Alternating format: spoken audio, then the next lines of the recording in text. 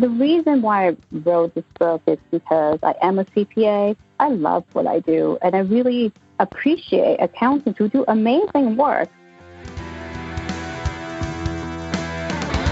Hello, everyone. Welcome to Where Accountants Go, the Accounting Careers Podcast. I'm Mark Goldman, a CPA and your host for this program. Well, for this week's show, we have a guest that has her own podcast as well. She's the author of Dear Accountant, a book you can find on Amazon, and has a business that provides CFO services for growing organizations. Cece Leung, or Cece as she prefers, joined us for this show. Cece was born in Hong Kong, lived in Canada for several years, and then moved around a fair amount between New York, Boston, the United Kingdom, and even some time back in Hong Kong while building her career. After acquiring all that knowledge from mega corporations to a startup financial services firm, she ended up deciding to use that experience to serve other growing organizations in her own business, the Entrepreneur CFO. And as if that wasn't enough to keep her busy, she also hosts a podcast, like I mentioned before, with the purpose of helping accountants get the skill sets they need to build their careers. Cece doesn't sit still for long, for sure. She's very accomplished, and now she also focuses her time specifically on the endeavors that she enjoys. What a beautiful thing. I know you're really going to enjoy this episode. And if you do enjoy and learn something from this episode, you can learn more about us by visiting my author page on Amazon. I've got a few books out there. Just search for Mark Goldman on Amazon. We have a few books for accounting professionals and employers of accounting professionals that can help you in your daily professional life. And as always, seriously, if there's anything that I can do for you in your own career or for any accounting organizations that you may be involved in, please reach out to me as well. I'm happy to help in any way that I can. Well, with that, let's go ahead and get started. Here's this week's guest. You're really going to enjoy this. Here's Cece Leung. Well, hello, Cece. Welcome to the show. Hi, Mark. Thanks for having me. No problem. This will be fun for both of us. Well, for today, we have a very interesting guest joining us. Cece Leung in New York is joining us for today's show, and her background is extremely interesting. First of all, her career starts more in the investments accounting and finance and capital markets areas. And then when we get to the present time later on, you're going to hear about the podcast that she runs, as well as her recent published book, Dear Accountant. I just love that title. I found that part very intriguing. And that's not to mention everything in the middle that we're going to talk about along the way as Cece's career has progressed over the years. Well, Cece, before we get to the present time, let's make sure we do cover your overall journey in some detail, because that's always very interesting. What led you to consider accounting as a possible career choice in the early days? Wow. How long do we have? I can't believe it's been like 2 decades since I started my career. So I was born and raised in Hong Kong, and I moved to Canada when I was 16. So my cultural upbringing and values has a lot to do with how I made my career decision. So you see, in our culture, what's considered success is you either own a business or you become professional. So for me, it's either becoming an investment bankers, attorneys, accountants, engineers, or doctors.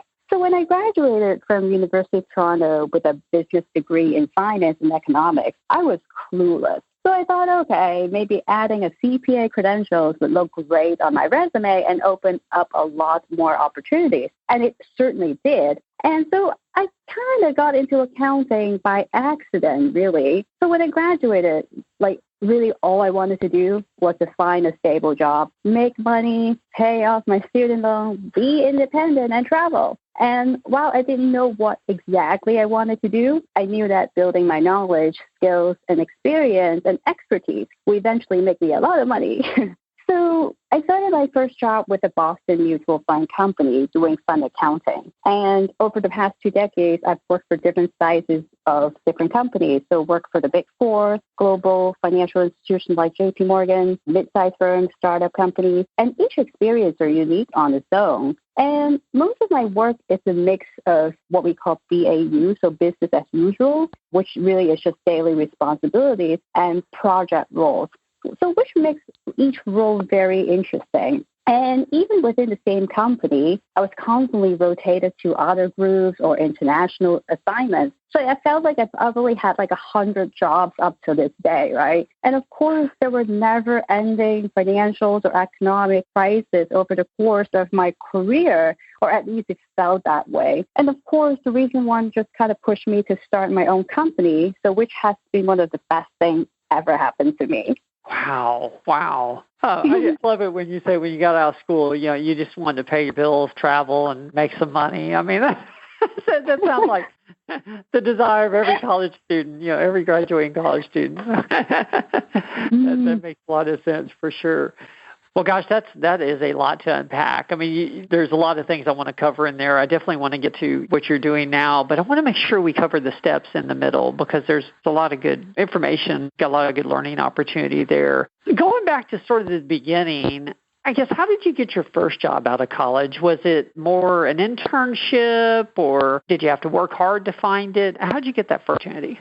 Yeah, I really found it through the Career Center in school. So back in the day, still a job site with Monster.com. And so I applied for tons of management training jobs there worldwide. Really, I didn't care. I just wanted to get a job. And I wanted to get into financial services, mostly driven by money and the glamour of Wall Street. And mutual funds were pretty hot at that time, back in 2003. So I joined this Boston mutual fund company called Investor Bank and Trust, and they were later acquired by State Street. So the training was very good because it taught me, I first just got out of school, really know nothing. I mean, I did a lot of part-time jobs or, internships in the financial services when I was in school. But the actual full-time job training was very different and it taught me a lot of things about end-to-end process of daily trading. So I learned a lot about fund accounting, compliance, investor services. So the first 6 months was really good, eye-opening. But after that, it just became very repetitive. And I was so bored. And they couldn't give me more because it's almost like they can assign you more funds to look after, but it's almost feel the same thing. And the firm was very generous at the time, and they sponsored me to do the postgrad program at UC Berkeley. And so I kind of took all the advantage of what a big firm would offer me. And of course, I did that program that the company paid for. And I eventually realized that this has been a great learning experience, but this could not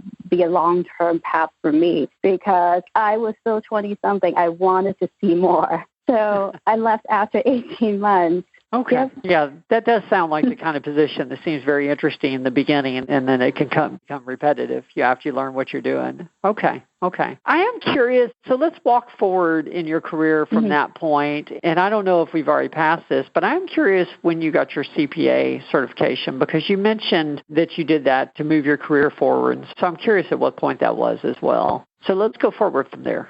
Yeah, so I got my CPA. So I actually took the exam right after I finished college, but I couldn't, so I need my 2 years of experience to be able to get my license. So I got my license around when I left this first job and moved back to Hong Kong to join E&Y. And initially, joining, I always resist the idea of joining the Big Four because when I was in college, or all my life really, I heard all the horror story about working in the Big Four, working 24/7. And so I really didn't want to join the Big Four. But then I also know that, it's one of the jobs that would allow you to get a lot of different experience, be exposed to a lot of different clients, industry, and companies.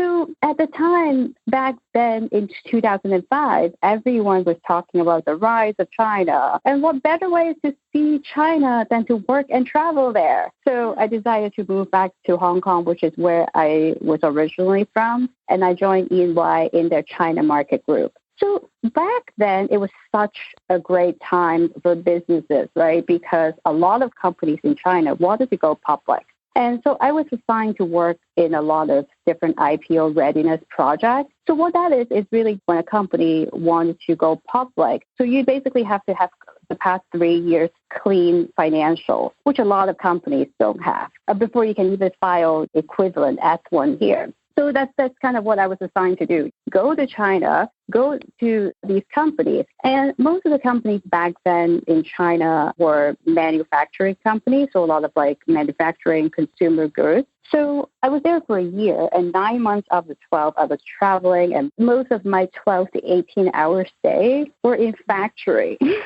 in the storage room, because like I was a junior person back then, so there's really nothing glamorous about it.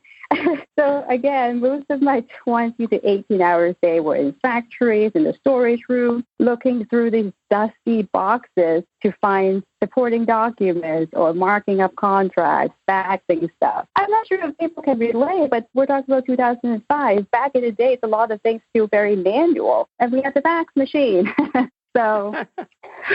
So after that, like I was there for a year, obviously working at Big Four is a lot of hard work. You learn so much and get the experience and exposure. And I often talk about, experience working at Big Four is kind of like learning Kung Fu, right? They don't teach you all the fancy moves right away, but they train you all the foundational essential stuff, like calm your mind, focus, and breathing. And it's the same thing as working in a Big Four in a public accounting, because they teach you a lot of details, all the foundational stuff, which is, attention to details, being organized, finding solutions to problems. And of course, when I was a junior person, I didn't understand all that. I was just asking myself so many times, why am I doing all this grunt work? That's not what I went to college for, right? But then I decided to stick it out, and I'm so glad I did, because I realized when I move along my career, those are really the foundational stuff that I needed. And I have such a strong foundational knowledge about a lot of different things, be able to take me forward to continue to navigate and solve more complex problems as I move along my career.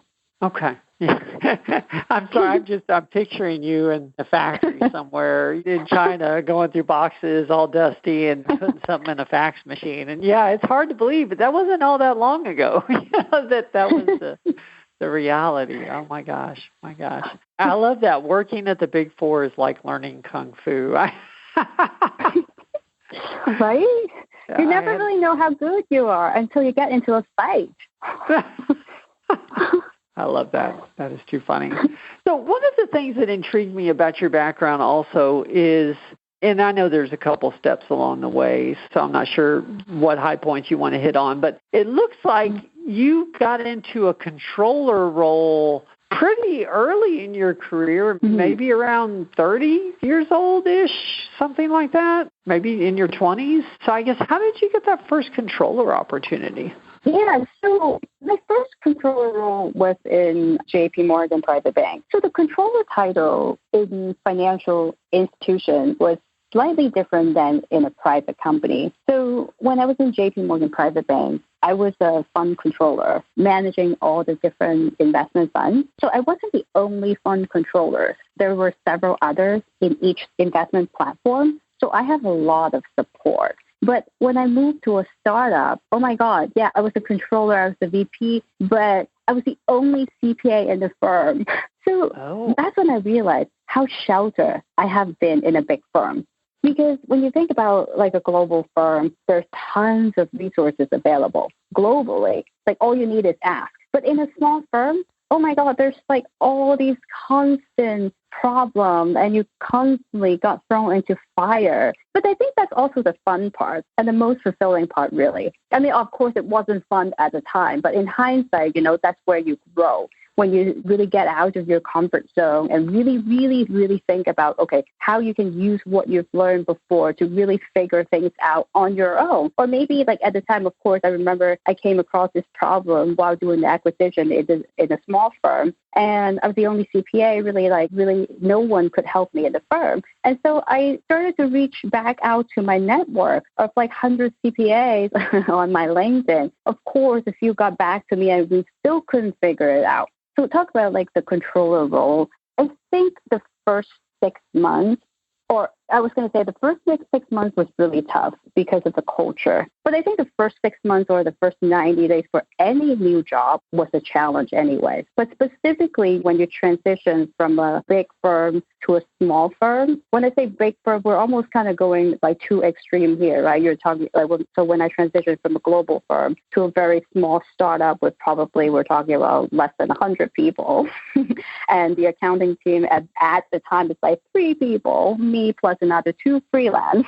And I think it was really tough in many aspects. And one of those is the culture, because people mindset are different. And you try to, obviously at the time, I remember I came in and have this big vision. Yes, I'm going to, instill all the best practices here. And, I have this big vision. We're going to grow big and do amazing things, right? And of course, like when you think about other people looking at me, it's like, okay, like we're busy here, like people might not share your big vision right away. So obviously it takes time to build trust and relationships. But at the same time, again, I'm talking about back in the first 90 days or 6 months, you still need to get a lot of things done. But I think once that learning curve is over and the company has a strong accounting and infrastructure and teams to grow and everyone can breathe a little bit better, that's when the company or the team can really focus on more about growth opportunities like acquisitions, buying companies, partnership opportunities, getting investor, getting a strong line of credit, analytics to tell the stories to our investors and board members. So I've been in a startup for 5 years, and it really has been a super fun journey. Well, of course, like when I left, they were no longer a startup. But you really, when you think about from where I stepped into seeing kind of like a skeleton team, and when I left building like a team for different locations, it was very fulfilling experience. I'd like to know more about that startup. Was it in the financial arena as well, or I guess what did they do? Mm-hmm. Yeah, they totally aligned with what I've been doing with investment funds and also in the lending space. So they are what we call alternative lending company. So basically, when you think about it, the traditional lending takes a long time. Just think about when people apply for mortgage. It takes months to get the application and approval process and all that. And these alternative lending companies, their turnaround and approval time can be as soon as 24 to 48 hours. And of course, like their interest rate is much higher because they have to account for the risk. So the client that we serve really are the small business, because small business often get overlooked by traditional banks, and they have a hard time getting a bank loan from the traditional bank. So what happens is most of the time when people come to us, it's because they have a prospect. For example, there might be a company who have this prospect to, let's just say, they're a cupcake company. They have this big prospect, like big events, to ask them to do stuff for this company. But they really have no money to do all the work. But they know that they'll make money from this particular assignment. So they usually go to alternative lending company to get the bank loan and just to make sure they have what they need and later on pay back. So that's kind of how it works. Okay.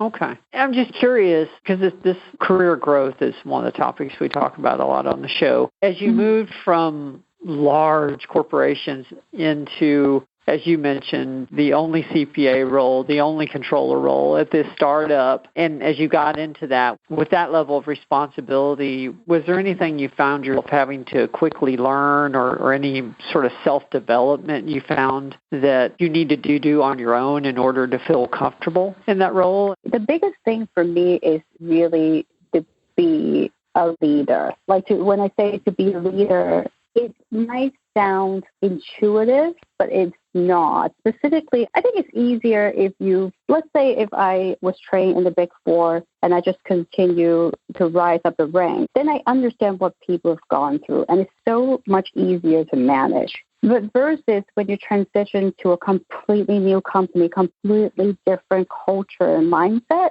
it takes extra effort to be a leader. You really have to be empathetic and patient with building relationships with people. Because first of all, it takes time to understand where they come from and why they also resist change. And so I think a lot of times it really humbled me a little because I was thinking I have so much to bring to this company. Let's get to work, right? And I can see it in people's eyes, like no one shared my excitement.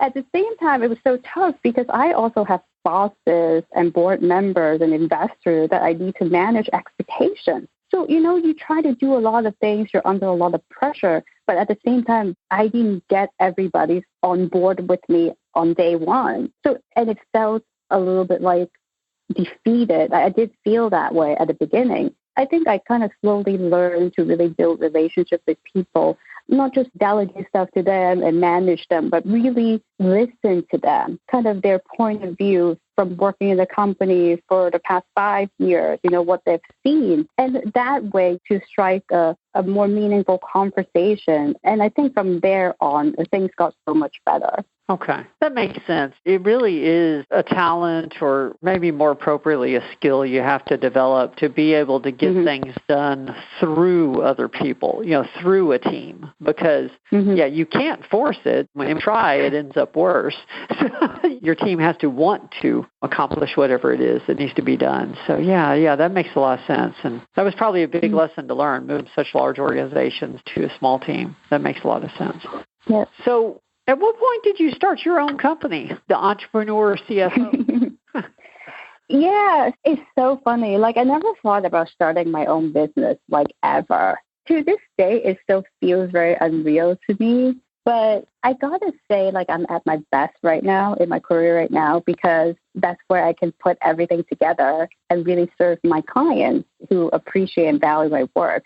And I think, so I've been running side hustles for a very long time. So I see a lot of creative and innovative accountants like you who probably can relate what I'm about to say. So many people once said to me, for the person that you are, a full-time job will never be able to fulfill you because all you creative, innovative people need an outlet to channel your creative energy and ideas. So that's why I always have a side hustle just to keep it fun. And usually how this side hustle comes about is, when you go have conversations with friends and they tell you, they're starting companies, so is their friends. So, they have all these great ideas. But when you ask them to talk about their numbers, whether they're operationally ready to grow their company, and usually, they either ignore the question, but then it usually hit them at a time when they started to get some traction and get investor expressing interest and say, hey,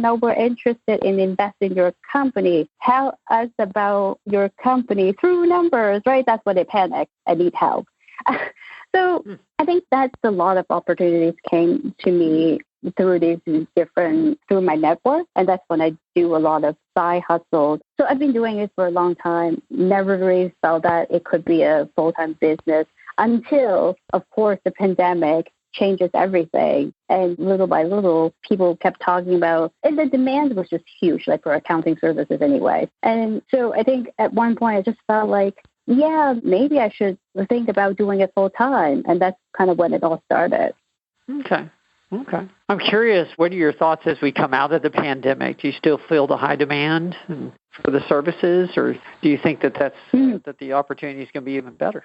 Oh, yeah. I think the opportunities would be even better, just because I think as we're rebuilding the economy, and we need businesses.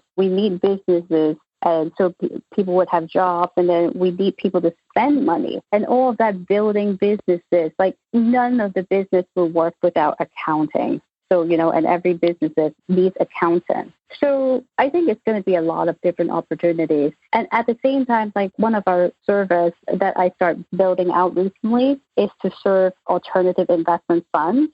So when you look at alternative investment funds, so we're talking about, the private equity asset management firm, and it's almost the exact opposite of mutual funds, because mutual funds is highly regulated. But alternative investment funds are it's almost like a mysterious black box. A lot of people still don't know what's going on. And then if we all remember, the Madoff thing happened. And so now the SEC require a lot more transparency in reporting and all that different things. So even with that area, there's a lot of opportunities because investors, stakeholders, or just the public that demand more transparency in reporting. And it's the same thing for small companies also. Investor, when they invest in a small company or in a startup company, they wanted to know the story. So the storytelling part is also very important to be able for a company to tell their story through numbers, not just number, but incorporate the different metrics and what's going on in the economy and all that, kind of put it all together to tell their story. Yeah, it is a very valuable service. And as you say, all businesses need accountants. It really is one of the most stable careers out there. When a business is making money, they need accountants. When they're losing money, they need accountants worse. So it really is a great career field. So tell me about your podcast and your book, because I'm really curious. I have a couple books myself and obviously run my podcast. And frankly, both of them can be very time-consuming endeavors. And so I'm always interested to hear other people's stories. Tell us about your podcast and book and guess why you chose to do both.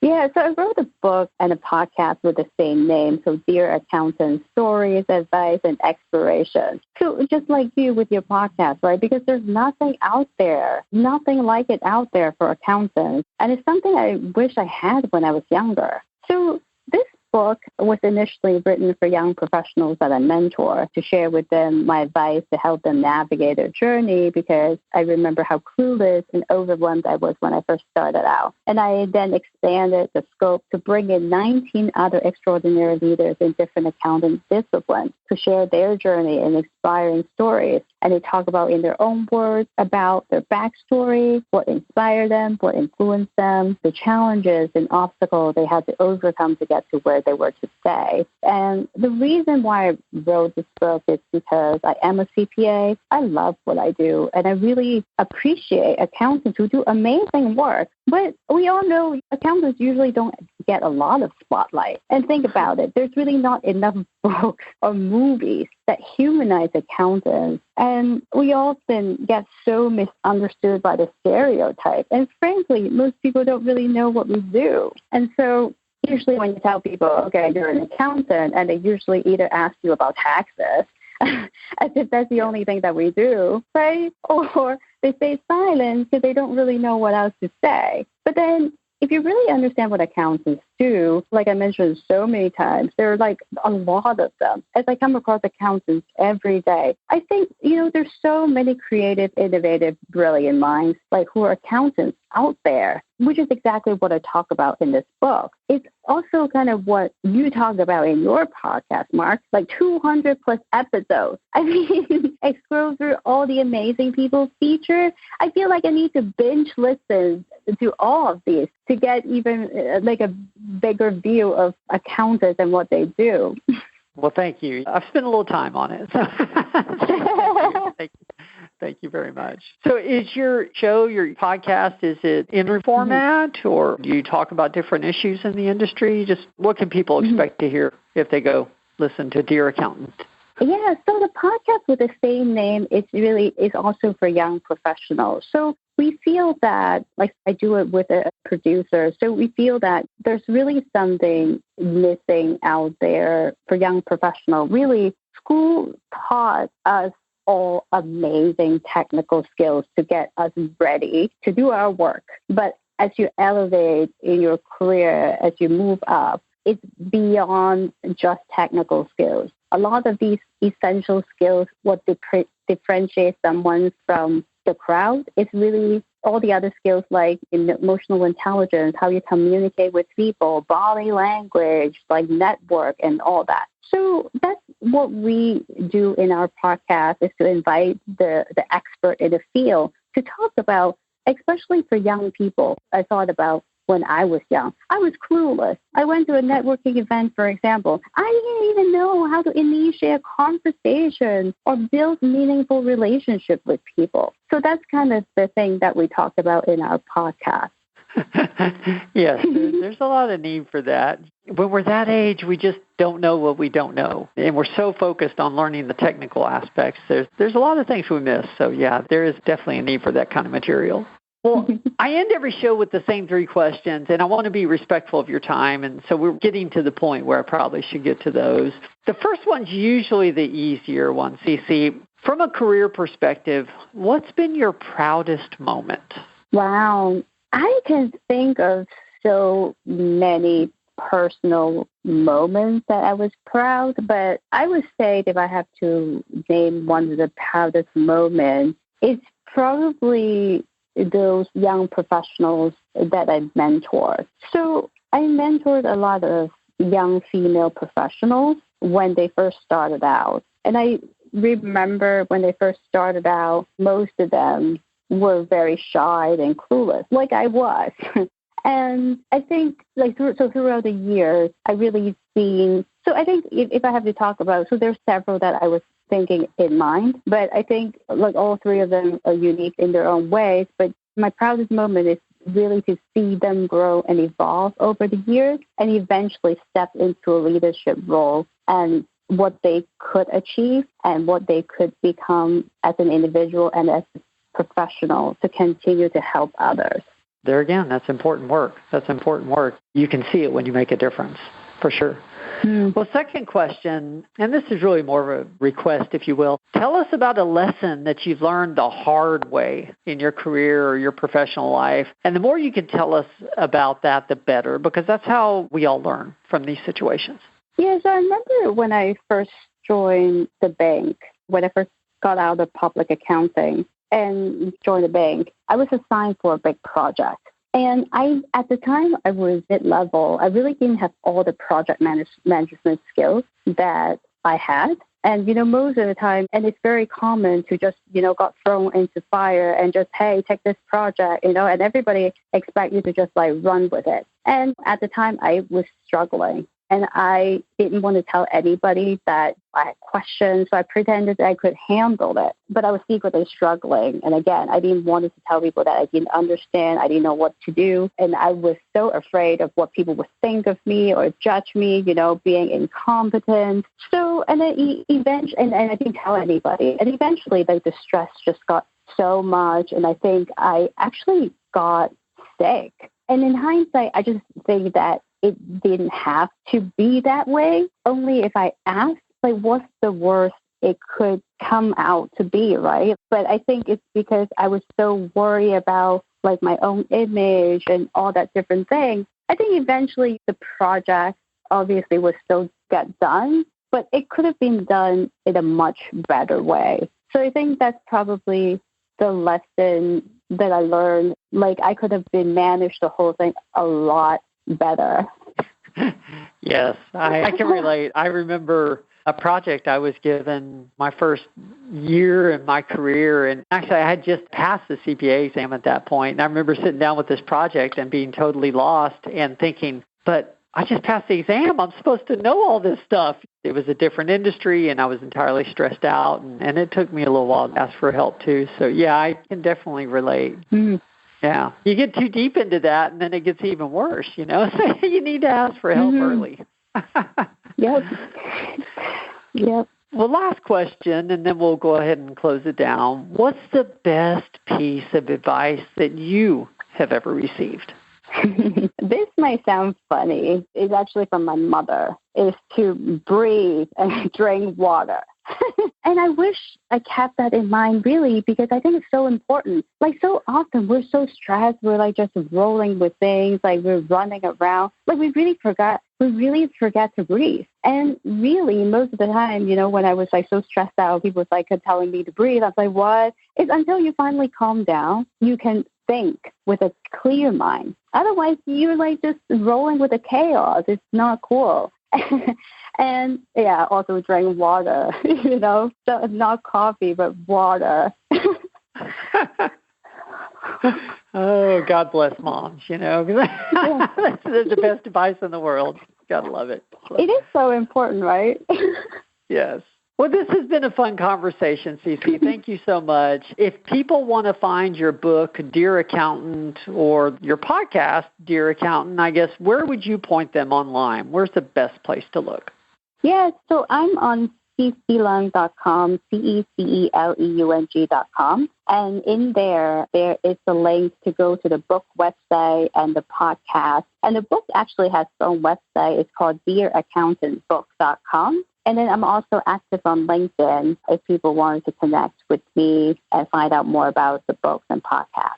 Wonderful, wonderful. And for the audience, by the way, I checked out the book, and there's 2 people in there that have been previous guests on this show, but everyone else is someone you've never heard of, at least on this program, so I never heard from. So please, I do recommend you check that out. There's some really, really great stories in there.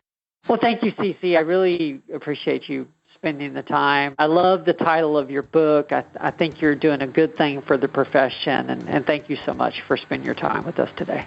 It's been so much fun. Thanks for having me, Mark. Well, that was my interview with Cece Leung.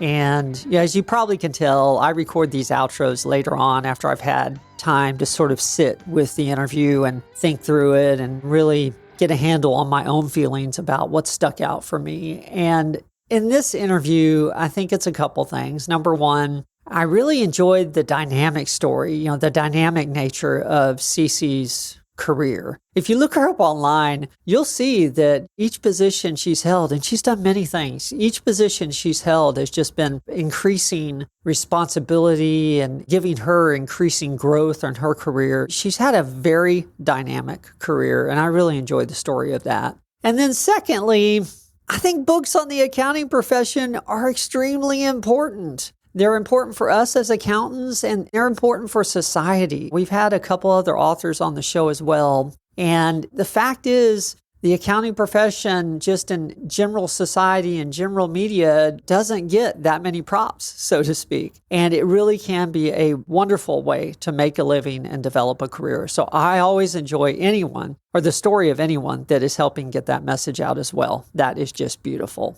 Well, that wraps up another episode of Where Accountants Go, the Accounting Careers Podcast. If there's anything I can personally do for you, please don't hesitate to reach out. I'm very findable on LinkedIn. Just search for Mark Goldman, CPA, and I'll pop right up. Well, we'll see you all next week when we have another exciting and interesting story of another successful accountant for you here on the show. Because after all, this is Where Accountants Go.